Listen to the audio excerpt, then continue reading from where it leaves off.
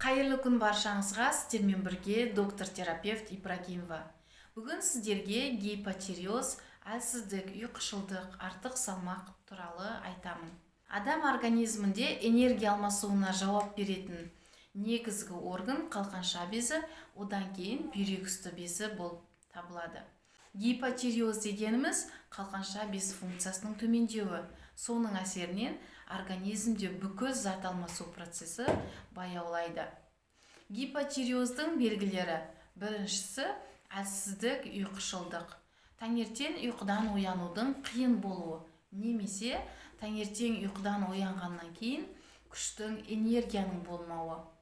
Бір жұмысты жасауға деген қызығушылықтың болмауы мүмкін. Екіншісі артық салмақ. Көп тамақ жемесе де артық салмақтың пайда болуы.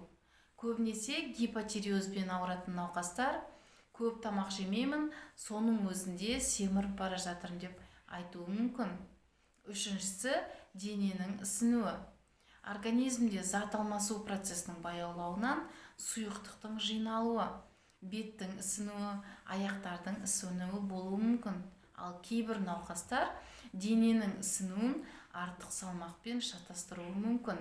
Эмоционалды фонның өзгерісі, көңіл күйдің жиі өзгеруі, депрессияға бейім болу, аяқ қолдың мұздауы, тоңуы, яғни гипотермия, шаш, тырнақ, терідегі өзгерістер, терінің құрғауы, әжімдердің ерте пайда болуы, шаштың түсуі, сынғыш болуы, тырнақтағы өзгерістер, ас қорыту жағынан өзгерістер. Көбінесе науқастар іштің қатуына, яғни запорға шағымданады. Когнитивті бұзылыстар, ойлау, есте сақтау қабілетінің төмендеуі, ұмытшақтық пайда болуы мүмкін. Егер сізде осындай белгілер болса, міндетті түрде эндокринолог дәрігеріне қаралыңыз. Гормондарға анализ тапсыру керек. Анализде тиреотропты гормон, яғни ТТГ-ның жоғарылауы, қалқанша без гормондарының төмендеуі байқалады. Бұл жағдайда әрине гормонозаместительная терапия, эльтироксин немесе эутирокс тағайындалынады. Гипотиреоз көбінесе аутоиммунды тиреоидиттің әсерінен болғандықтан антитела тиреопероксидазаға және антитела тиреоглобулинге тапсыру керек.